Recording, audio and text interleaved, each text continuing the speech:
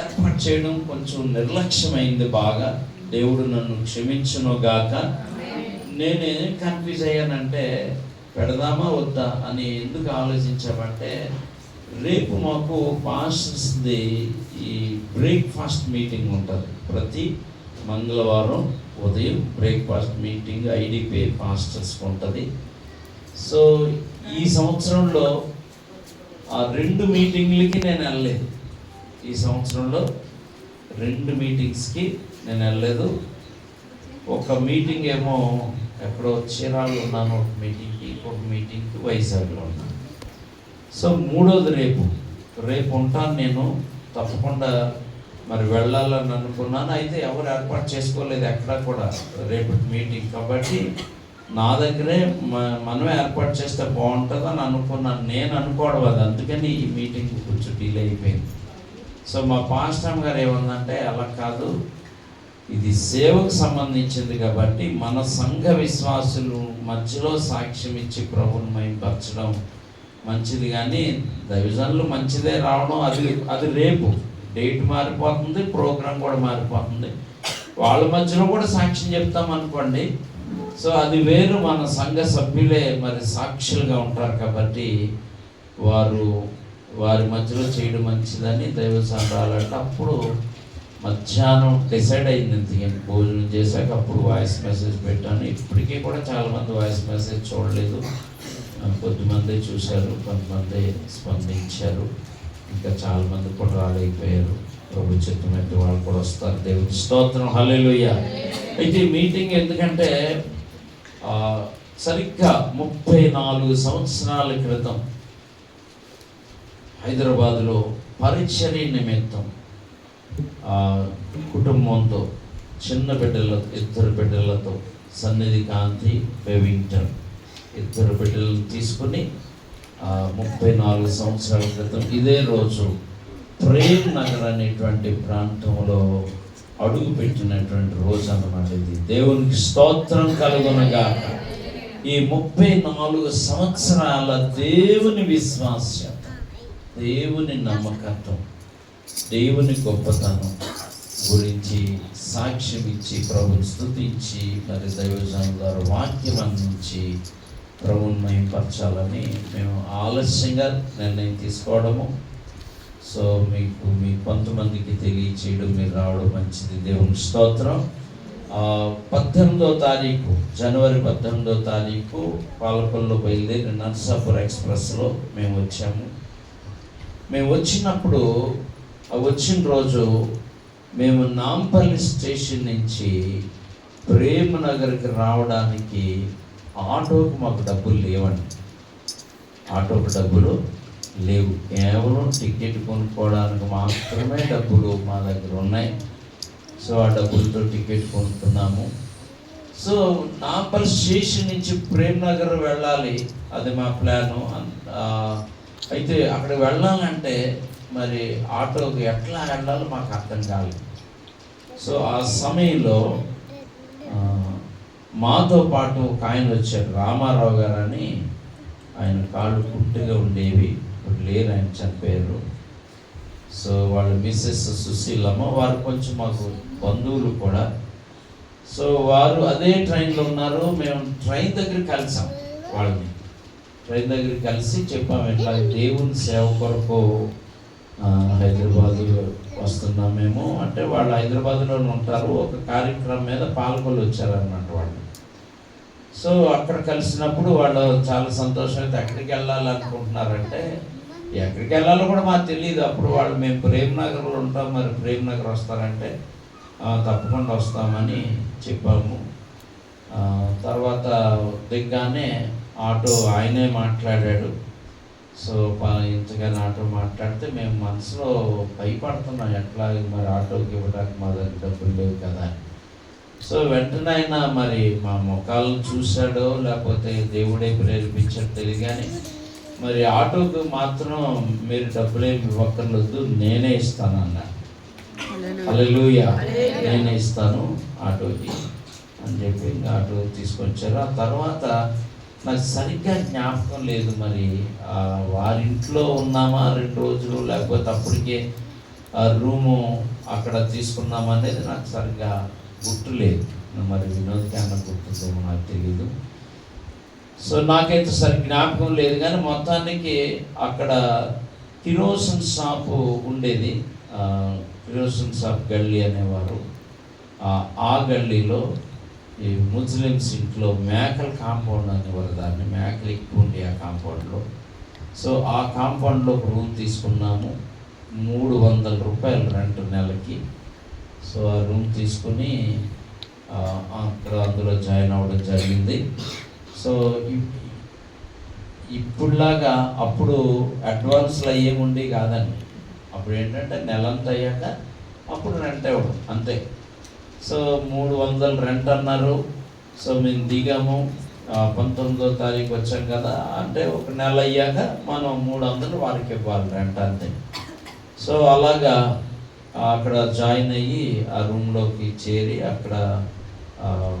అక్కడే ఆ రూమ్లోనే ప్రార్థన చేసుకోవడం, ఆదివారం ఆరాధన.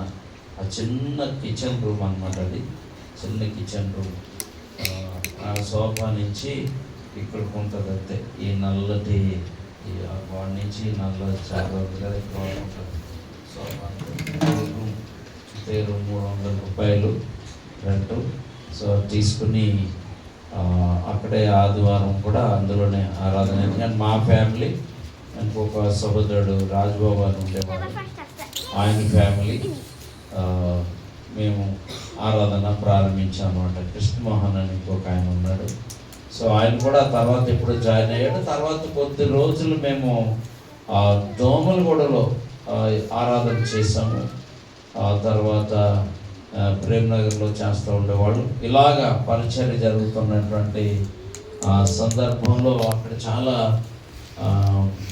వేదనకి, తిరస్కారానికి, మరి భయంకరమైన అవమానానికి అక్కడ ప్రేమ్నగర్లో గురయ్యాం. అంటే ముందుగా భయంకరమైన అవమానం కాదు, కానీ ముందు ఎలాంటి ఆ రూమ్లో ఉన్నప్పుడు ఏమనేవాడు అంటే ఆయన తాగేసి ఉండేవాడు. ఇక్కడ మీరు ఏం చదవద్దు, ఆదివారము ఇక్కడ చదివారా శవాలు వెళ్ళిపోతాయని బెదిరిస్తూ ఉండేవాడు. అయినా అక్కడ అలా ప్రార్థన జరుగుతూ ఉండేది దేవుని మహాకృపను బట్టి. ఇక అతను చెప్పినా కూడా వింటలేదని కొన్ని రకాల మాటలని కొంచెం బాధ పెట్టేవాడు. వీళ్ళకి కనీసం బాత్రూమ్కి వెళ్ళడానికి మాకు మగ్గు లేదు. పక్కనే పద్మ అని ఒక ఆమె హిందువులు ఆవిడ, వారి పక్క రూమ్లో ఉండేవాళ్ళు. టాయిలెట్కి వెళ్తే వాళ్ళు మగ్గు తీసుకునేవాళ్ళు అన్నమాట. సో అది వాడు చూసి ఆ తాగుబోతు అతను ఏళ్ళకి మగ్గు కూడా కొనుక్కోవడానికి దిక్కు లేదు, ఏళ్ళేదో చదువుతూ ఉంటారు ఇక్కడ బైబిల్ అది ఇదని ఇట్లాగా అవమానపరిచేవాడు అన్నమాట. సో మమ్మల్ని అన్న మాటకి మాకు అంత బాధ అవ్వలేదు, కానీ పద్మాన్ని ఆవిడికి చాలా బాధ అయిపోయి ఆడు మిమ్మల్ని ఇట్లా అంటే నాకు చాలా బాధ అవుతుంది, కనుక ఒక బకెట్ ఒక మగ్గు నేను కొనిస్తాను, మీరు తీసుకుని వాడండి, అది డబ్బులు వచ్చినప్పుడు నాకు ఆ డబ్బులు ఇచ్చేసేయండి అని చెప్పి ఆవిడ ఒక చిన్న బకెట్ ఒక మగ్గు కొనిచ్చింది అనమాట. ఆ రోజుల్లో ఆ రెండు ఎంత అంటే కేవలం 20 రూపాయలు, 20 రూపీస్ అన్నమాట. సో అలాంటి ప్రయాణం మాది, అలాంటి పరిస్థితులు. కనుక ఒకరోజు ఆమె కొనిచ్చాక మాకు అప్పుడు బాధ అయింది. ఈ మనుషులు అంటే మాకు బాధ అవ్వలేదు, కానీ ఆమె కొనిచ్చాక, ఆమె హిందువులు ఆవిడ, క్రైస్తవురాలు కూడా కాదండి, హిందువులు ఆవిడ, కానీ ఒక మానవత్వ దృష్టితో మమ్మల్ని అంటే ఆవిడకి చాలా బాధ వచ్చేసేది అనమాట. సో అప్పుడు మాకు బాధ ఈ 20 రూపాయలు ఆమెకి ఇచ్చేయాలని ఒక రోజు 2 రోజులు 20 రూపాయల కోసం చాలా ప్రార్థన చేశాము. అయితే ఆనంద్ గారని ఆయన ఆడిటర్, ఎలక్ట్రికల్ ఆడిటర్ ఆఫీస్ ఉంటుంది కదా గవర్నమెంట్, అందరూ ఆయన మిస్సెస్ పేరు గుర్తున్నట్లేదు. సో ఆమె ఒకరోజు మమ్మల్ని దర్శించడానికి వచ్చి, సేవకు వచ్చామని తెలిసి దర్శించడానికి వచ్చి కరెక్ట్గా 20 రూపాయలు కానుక ఇచ్చేది ఆవిడ. హల్లెలూయా. ఎంతైతే ప్రార్థించామో అంతే రూపాయలు కానుక ఇవ్వడం జరిగింది. వెంటనే ఆ పద్మన్నవాడికి 20 రూపాయలు సంతోషంగా ఇచ్చేసాం. సో ఈ రీతిగా ప్రారంభమైంది మరి పరిచర్య. ఆ తర్వాత మేము చిన్న ప్రార్థన చేస్తాం. మేము ప్రార్థన చేస్తాం, ప్రభా మరి చిన్న రూమ్లో అంటే ఆరాధనకి ఎక్కువ మంది వస్తే కష్టము, సో మనకు కొంచెం పెద్దగా హాల్ ఏదన్నా కావాలి అని చెప్పి ఇట్లాగ ఎందుకో మరి ఈశాన్యం మూలంగా ఇట్లాగ చూపించి ప్రభు సన్నిధిలో ప్రార్థన చేయడం జరిగింది. నుంచి మీటింగ్స్ పెట్టాం. ఏప్రిల్ 28 నుంచి మే 2 వరకు మీటింగ్స్ పెట్టాం అదే సంవత్సరంలో. సో ఆ మీటింగ్స్కి వెస్ట్ గోదావరి నుంచి చాలా గ్రామాల నుంచి చాలా పట్టణాల నుంచి మన చర్చ్ మెంబర్స్ పేతురయ్య గారి సంఘ సభ్యులు అక్కడక్కడ ఉన్నారు. ఈ చర్చ్ మెంబర్స్లో దాదాపు 30 మంది మేము హైదరాబాద్ వస్తున్నాం మేము మీటింగ్స్కి అని చెప్పేసి లెటర్స్ రాశారు. అప్పుడు అన్ని కార్డులు లెటర్లు ఎక్కువ ఉండే కదా, లెటర్స్ రాశారు. ఆ లెటర్స్ అన్నీ చదివి కౌంట్ చేస్తే 30 మంది వచ్చేస్తున్నారు. సో మా భయం ఏంటంటే 30 మంది తెచ్చుకున్నటువంటి సూట్ కేసులు పెట్టడానికి మా దగ్గర అకామిడేషన్ లేదు. కనీసం మనుషులలో ఉన్న సూట్ కేసులు పెట్టడానికి మా రూమ్ సరిపోదు, చిన్న రూము. అప్పుడు దేవుని సన్నిధిలో ప్రార్థించడం జరిగింది. ప్రభా మరి 30 మంది వస్తున్నారు, వద్దని అని మేము చెప్పలేము. వాళ్ళెంతో సంతోషంగా సేవ నూతనంగా ప్రారంభమైంది, ఆ సేవ చూడాలని వాళ్ళు వస్తున్నారు, మేము కాదనలేము. కనుక 30 మంది ఉండడానికి అకామిడేషన్ కావాలి, ఎట్లా కానీ మేము ప్రార్థన చేస్తూ ఉంటున్నాం. ఈలోగా మీటింగ్స్ దగ్గరికి వచ్చేసినాయి, డేట్స్ దగ్గరికి వచ్చేసినాయి. ఇంకా ఒక 2 వారాలు ఉందనగా ఒక్కొక్క పని ఒక్కొక్కరికి చెప్తున్నాను. రాజబాబు అనే సహోదరుడు ఉన్నాడు, తర్వాత కృష్ణమోహన్ అని ఆయన ఉన్నాడు కదా, ఇంకా కొంతమంది పరిచయం అయ్యారు. ఒక్కొక్కరికి ఒక్కొక్క పని చెప్తున్నాం.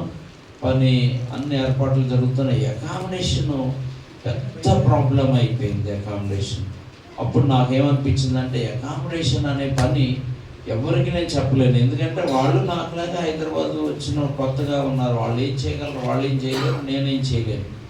సో కాబట్టి ఇది దేవుడు మాత్రమే చేయగలడని నాకు అనిపించి నేను ఏం చెప్పానంటే, ప్రభు ఒక్కొక్క పని ఒకరికి అప్పగిచ్చేసాను, కానీ అకామిడేషన్ అనే పని నీకే అప్పగిస్తున్నా, ఇది నువ్వే చూడాలి అని చెప్పేసి ప్రార్థన చేసి ధైర్యంగా ఉండడం ప్రారంభించాను.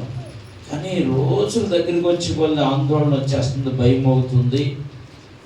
ఇంకొక రోజే ఉంది, తెల్లారితే వచ్చేస్తారు, అకామిడేషన్ దొరకలేదు. అలాంటి సందర్భంలో కొంచెం ఆందోళన అయింది. అయినా ధీమాగా ప్రార్థించడం, బ్రతులాడడం, ప్రభువుని విజ్ఞాపన చేయడం జరుగుతుంది. ఈలోగా ఒక ఆయన్ని పరిచయం చేశారు అక్కడ, కేశవరావు గారు అని. వాళ్ళ నాన్నగారి పేరు అంజయ్య. నిలోఫర్ హాస్పిటల్ కట్టింది ఆయనే, అంటే మేస్త్రి అన్నమాట, కాంట్రాక్టర్. ఈ నిలోఫర్ హాస్పిటల్ పాత హాస్పిటల్ కట్టింది అంజయ్య గారు. వాళ్ళ కుమారుడు కేశవరావు. సో కేశవరావు గారిని పరిచయం చేశారు. ఈయన రామారావు గారు అన్న ఆయన, మమ్మల్ని ప్రేమకు తీసుకొచ్చిన ఆయన. పాస్టర్ గారు, కేశవరావు గారు లోకల్ అయినా వాళ్ళ బిల్డింగ్స్ ఉన్నాయి, వాళ్ళ బిల్డింగ్స్లో ఏదైనా మీకు అవకాశం ఉంటుంది, నేను పరిచయం చేస్తాను, రండి అని చెప్పేసి రామారావు గారు తీసుకెళ్ళి కేశవరావు గారిని పరిచయం చేశాను. అయ్యా ఇలాగ పాస్టర్ గారు అండి, ఇంటి పేరు సంపత్రావు పాస్టర్ అయినా, ఇలాగ ఆంధ్ర నుంచి వచ్చారు, ఇట్లా ఇది పరిస్థితి, సేవ చేయడానికి వచ్చారు, మీటింగ్స్ పెట్టారు, 30 మంది గెస్టులు వస్తున్నారంట, మరి ఏదైనా అకామిడేషన్ మీ దగ్గర ఉంటే ఇవ్వండి. అయ్యో మా దగ్గర అకామిడేషన్ ఉండేది, కానీ ఎల్ఎఫ్ వాళ్ళు మీటింగ్స్ పెట్టిన టైంలో అకామిడేషన్ ఉంది, వాళ్ళకి ఇచ్చాం కానీ వాళ్ళు యూజ్ చేసుకోలేదు, కానీ తర్వాత రెంట్కి వచ్చేసారు, ఇప్పుడు మా దగ్గర ఏమీ లేదండి అని చెబుతూ బాధపడుతూ ఒక మాట చెప్పాడు. ఇదే గల్లీలో ఎంటీ యోహానన్, క్యారలైట్ ఎంటీ యోహానన్ గారు ఉన్నారండి. వారు ఒక కొత్త రూమ్ కట్టానని చెప్పారు, అది కూడా ప్రార్థన కోసమే కట్టానని చెప్పాడు నాకు ఆయన. కాబట్టి ప్రార్థన కోసం కట్టింది, ప్రార్థన కోసం ఖచ్చితంగా ఇస్తాడు. మీరు వీళ్ళు అడగండి, కావాలంటే నేను కూడా వస్తాను అని చెప్పాడు కేశవరావు గారు. అప్పుడు కేశవరావు గారు చెప్తే ఈయన రామారావు గారు అన్న అక్కర్లేదండి, యోహానన్ గారు నాకు కూడా తెలుసు, మేము వెళ్ళి అడుగుతాంలేండి అని మేము రామారావు గారు వెళ్ళి రాత్రి ఇంచుమించుకి ఇదే టైం అవుతుంది. ఏ రోజు అంటే ఏప్రిల్ 27వ తారీఖు రాత్రి, ఏప్రిల్ 27వ తారీఖు రాత్రి ఇదే టైం అవుతుంది. మేము వెళ్ళి ఆయన్ని పరిచయం చేసుకున్నాం, యోహానన్ గారిని పరిచయం చేసుకుని ఇలా నన్ను పరిచయం చేశారు. అయ్యా ఇలాగా దైవజనులు మరి బంధువులు అది వస్తున్నారంటే ఊరి నుంచి అకామిడేషన్ కావాలంటే నేను ఇస్తానంటే అన్నాడు. సో మాకు ఎంత ఆనందం అయిపోయిందంటే ఎడారిలో ఒక సెలయేరులాగా అయిపోయింది. సో ఇస్తానంటే నేను అనుకున్నా ఏదో ఒక రూమ్ అయి ఉంటుంది, ఆ రూమ్లో 10 మంది అడ్జస్ట్ అయిపోతే ఇంకో 10 మంది మా రూమ్లో, ఇంకో 10 మంది రాజబాబు వాళ్ళ రూమ్లో, అట్లా 30 మంది అడ్జస్ట్ అయిపోవచ్చు అనుకుని చాలాసేపు అక్కడే కూర్చొని మాట్లాడుతూ ఉన్నాం. అంత ఒక గంట మాట్లాడిన తర్వాత నా సాక్ష్యం చెప్పాను. ఆయనేమో మిలిటరీ చర్చ్లో చాప్లిన్, ఆయన బిలీవరే, సేమ్ టైంలో మిలిటరీ చర్చ్లో లంగర్ హౌస్లో ఉన్న మిలిటరీ చర్చ్లో చాప్లిన్గా పనిచేస్తున్నాడు. సో ఆయనకు మంచి విశ్వాసం కలిగిన వ్యక్తి. ఆయన అన్నాడు, చాలాసేపు గంట సేపు మాట్లాడుకున్నాక సరే వెళ్ళరండి, రేపు మీ రూమ్ ఇస్తాను, రేపు ఇస్తాను అన్నాడు. అది కాదు అంకుల్, రేపు మార్నింగ్ 6 గంటలకే వచ్చేస్తారు, ఇప్పుడే ఈ నైటే మీరు రూమ్ ఇస్తే మేము కడుక్కుని శుభ్రం చేసుకుంటాము అని చెప్తే అలాగా అని చెప్పి అప్పుడు రండి అని చెప్పి ఫస్ట్ ఫ్లోర్కి తీసుకొచ్చి అక్కడ రూమ్ చూపించారు. అది దాదాపు ఒక 70 మంది కూర్చోవడానికి వీలైన. హల్లెలూయా. అది కూడా కట్టి ప్లాస్టింగ్స్ చేసి కేవలం 24 అవర్స్ అయిందండి అప్పటికి. హల్లెలూయా. అది న్యూ బిల్డింగ్, న్యూ హాలు, అది అప్పుడే కట్టారు. కట్టి దబదబా ప్లాస్టింగ్ చేసేసి ముగించారు. ఇంకా కడగలేదు, 24 అవర్స్ అయింది అది ప్లాస్టింగ్ అయ్యి.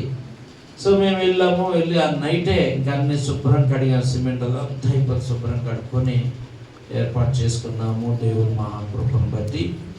అయితే అసలు విషయం ఏంటంటే అక్కడ మాకు చాలా భయంకరమైన అవమానం అనేది అక్కడ ప్రారంభమైంది అన్నమాట. ఎందుకంటే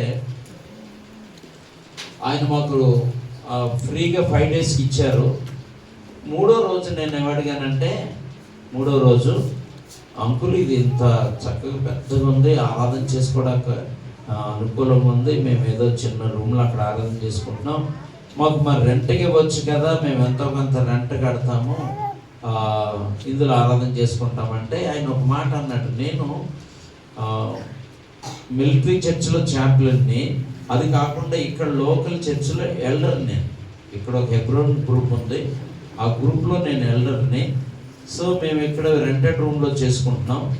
సో మేము ఈ ప్రేయర్ హాల్ మేము ఉపయోగించుకోకుండా మీకు ఇస్తే అది ధర్మం ఉండదు, నేను మా గ్రూప్ వాళ్ళకి చెప్తాను, నేను ఒక ప్రేయర్ హాల్ కట్టాను, అందులో మనం ఆరాధన చేసుకుందాం, రెంటెడ్లో ఇందులో కాకుండా బిల్డింగ్లో చేసుకుందాం అని చెప్తాను.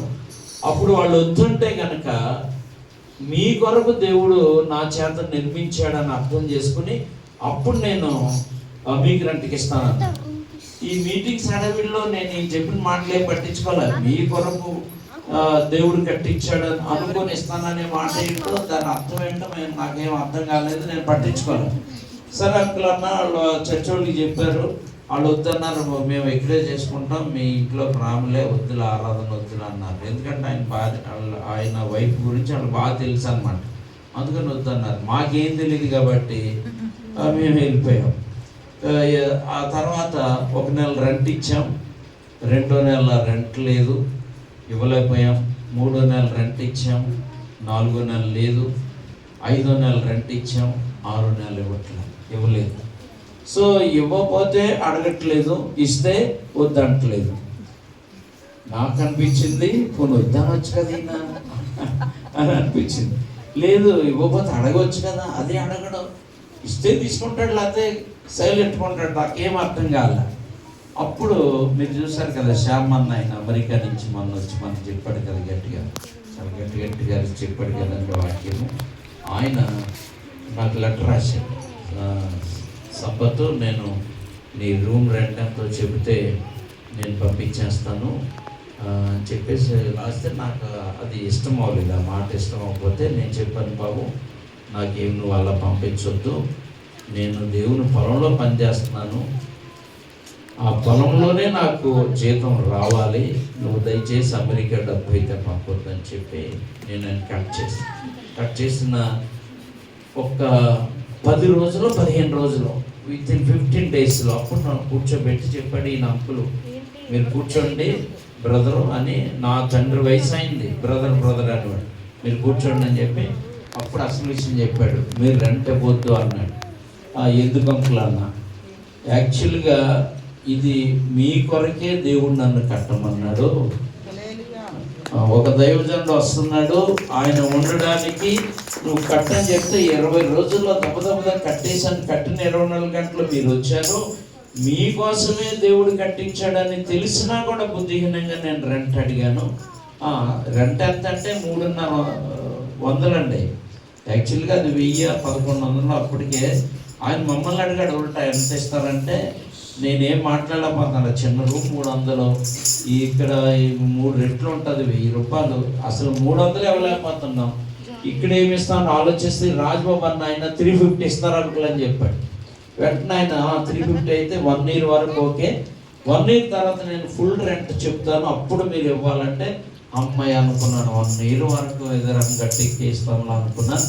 కానీ ఈలోగా 6 నెలల్లో జరిగిన విషయం ఏంటంటే, మీరు రెంట్ ఇవ్వద్దు, ఫ్రీగా ఉండి మా కోసం ప్రార్థన చేయండి అన్న. హల్లెలూయా. దాదాపు 4 సంవత్సరాలు ఫ్రీగా ఇచ్చాడు అనమాట హాలు. ఎప్పుడైతే మాకు ఆయన ఫ్రీగా ఇచ్చాడో, ఈవిడ మాకు విరోధం అయిపోయింది, ఆయన వైపు. ఆయన మాకు పర్రగొంటున్నాడని, వాళ్ళిద్దరు పడదంట మాకు తెలీదు, మాకు విరోధం అయిపోయి ఇంకా మాకు శత్రువు అయిపోయింది. ఎంత భయంకర హింస అంటే, మా పిల్లల్ని కొట్టేసేది, 2 పిల్లల్ని, మెయిన్ ఎక్కువ టూనిని కొట్టేసేది. మాకు పిల్లోడు అంటే వాడు అసూయ, వాళ్ళ మనవడు పాపం వాడు సరిగ్గా ఉండేది ఉండేవాడు కాదు, వాడు తలకేమెంత ఉండేది అట్లా, మనిషి ఏమైంత సన్నగా ఉండేవాడు, చూడడానికి వికృతంగా ఉండేవాడు, వాడు సరిగ్గా తినేవాడు కాదు. మావాడు ఏంటంటే మాకేం తింటాకేం లేదు, కానీ ఏదన్నా ఉంటే టక్కన తినేసేవాడు. ఆడేమేం తినేవాడు కాదు, ఆడు పాలు బూస్ట్ కలిపితే ఇసుకలో కలిపివాడు, ఆడు గ్లాస్ నిండా తెచ్చి. మాకు బూస్ట్ లేదు, పాలు లేదు. సో అలాంటి పరిస్థితుల్లో అసూయిగా ఉండేది, పిల్లల్ని కొట్టేది, పాస్టమ్మని కొట్టేది.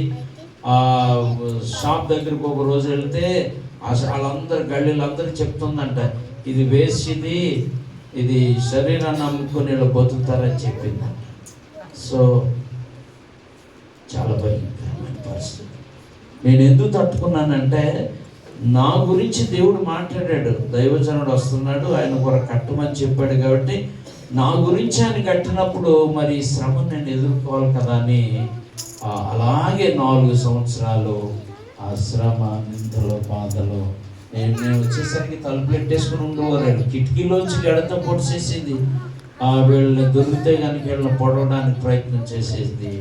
సో చాలా హింస అంటే చాలా హింస, అన్నీ చెప్పలేము, టైం అయిపోయింది, అయ్యగారికి అవకాశం ఇవ్వాలి. అయితే సో ఇలాంటి శ్రమను ఎదుర్కొని అలాంటి పరిస్థితులు, తర్వాత ఆయన చనిపోయిన తర్వాత మేము ఒక 2 రోజులు 2 పూటలేమో భోజనం ఉండి వాళ్ళందరూ పంపులందరూ పెట్టాము. అప్పుడు 2 చేతులు జోడించి అప్పుడు అన్నది, అయ్యా మీరు మా పిల్లల్లాగా చేశారు, మా పిల్లలు కూడా ఇలా చేయరు, నేను మిమ్మల్ని ఎంతో బాధించాను, ఎంతో చేశాను, కానీ మాకు పిల్లల్లా చేశారు, దయచేసి ఈ స్థలం విడిచి వెళ్ళొద్దు, మీరు ఉన్నంతకాలం ఇక్కడే చేసుకోండి అని చెప్పాక అప్పుడు వెంటనే ఖాళీ చేసి వచ్చేసామండి. అప్పుడు ఖాళీ చేశాను. నా రోషం ఏంటంటే, ఏమైనా ఇక్కడి నుంచి జయం వచ్చాకే కదలాలి, ఎట్టి పరిస్థితుల్లో ఈ అవమానకరమైన పరిస్థితుల్ని దాటి వెళ్ళిపోకూడదని పట్టుదలుతున్నాం. ఆమె ఎప్పుడైతే మారిందో అప్పుడు మేము బయటికి వెళ్ళిపోతున్నాము అని అప్పుడు సింగాడ ఫెస్ట్కి వచ్చామన్నమాట.